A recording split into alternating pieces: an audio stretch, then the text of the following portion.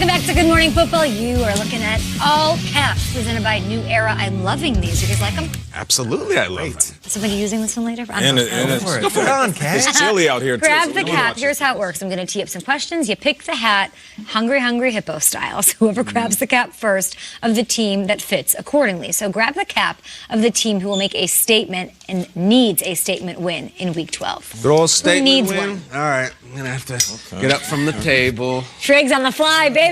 Peter, I'm coming into your personal space. I don't love this. I'm coming in. Okay, all right. Ah! Honey, I'm home. I'm going to go with the 49ers. Okay. Honey, I'm home. Honey, I'm home. He said he's coming into the house. All right, so for me, I'll go with the 49ers because they're playing up against the Green Bay Packers. And I feel like this team, this offense, defense, the coaches, coordinators, they've all been criticized. And we've all been hesitant to jump in on the bandwagon.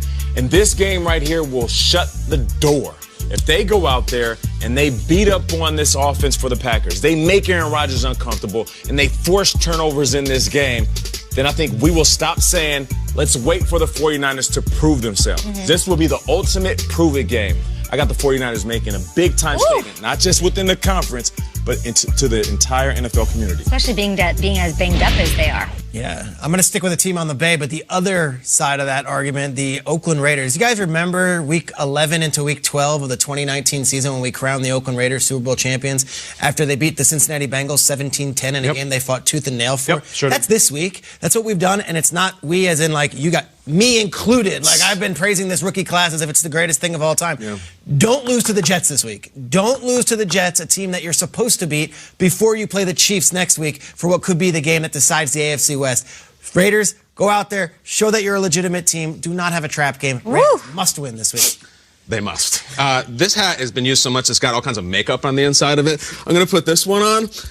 It's the Patriots, and I would just ask all of us here at the table, how's your documentary week going? This is documentary week. What does that mean? At the end of every season, the New England Patriots Football Club puts out a documentary of everyone who said, well, they can't get their running game going, or the offense, blah, blah, blah, blah. Nate, you're the star of that documentary every single year. How's your week going? It's going all right. It's going good. I think the New England Patriots can and will have a statement game against the Dallas Cowboys team. Peter, you're talking about the Raiders, the Dallas Cowboys team who has beaten nobody, and I think the Patriots are going to beat them soundly. I'm going to play to the strengths of the table here. I've been catching up on Star Wars stuff recently. I watched the last episode, which is The Rise of Skywalker, or The Last Jedi, whatever it was. And there's this point where Luke walks out there, and all of the Empire's forces, they got AT-ATs and lasers, they go, and they shoot him for like a minute, and then out of the smoke, Luke just goes like this.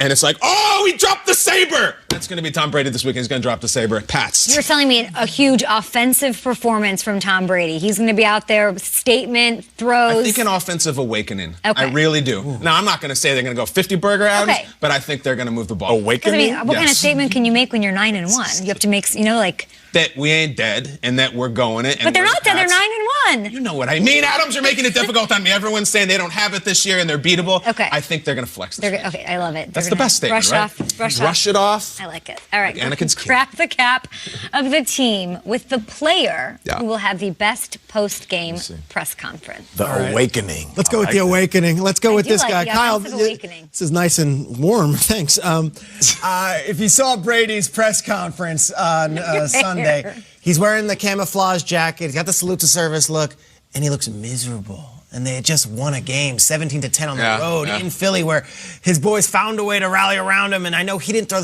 he looked miserable. I want to see what version of Tom Brady we get, because if we get what Kyle just described, a happy version of Tom Brady because they just let it up, or do they still beat the Cowboys and Brady's even still mad because he's got a bigger thing in mind? I cannot wait to see Brady's reaction, because I think you could tell a lot by Tom Brady's body language and what he's saying this season in these post-game press conferences. And I think last Sunday's said a lot to me. I agree. All right, I'm going to go with my favorite player in the NFL right now. Who you got? That's Mark Ingram.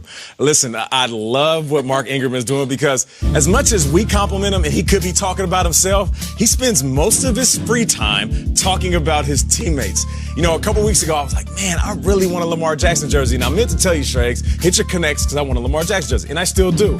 But after last week, you want that 21? I want that 21 Mark Ingram jersey. You want that blackjack? The man, the myth, the legend. Come see me. I'm here. Whoop, whoop. Big trust. Big trust. I'm going with my guy, Mark. I love Mark Ingram. I think he is the quintessential professional. He does great things on the field, but it's more about his teammates than it is him. I told Triggs if I was working any of those games, I'd just be, where is he? Where is he? Like, all the reporters should just flock to him. But you sort of made the point that he was a little more quiet in his early years. His early years with the Saints, it was like, here's his first-round pick at Alabama. Like, he wasn't this gregarious personality. Yeah.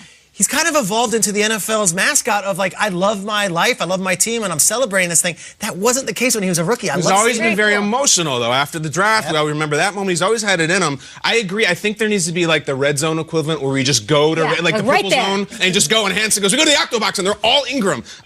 This guy's on camera a lot. I'm going to go Baker because I feel like he's got at least one more press conference moment in him. And the thing about Baker is they can beat the Dolphins this weekend, and he could have it, and they can lose to the Dolphins this weekend, and he can have it. I'm not going to sit here and say maybe the Myles Garrett thing could inspire this team. It was a terrible thing. However, if there was ever an impetus for Baker to raise his game, is losing your best defensive player. And I just want to have the final judgment on this. I know he has a lot of commercials. Those commercials are legitimately funny, and the one he finds the fire alarm is absolutely so relatable. I love it. I think Baker's going to have another moment.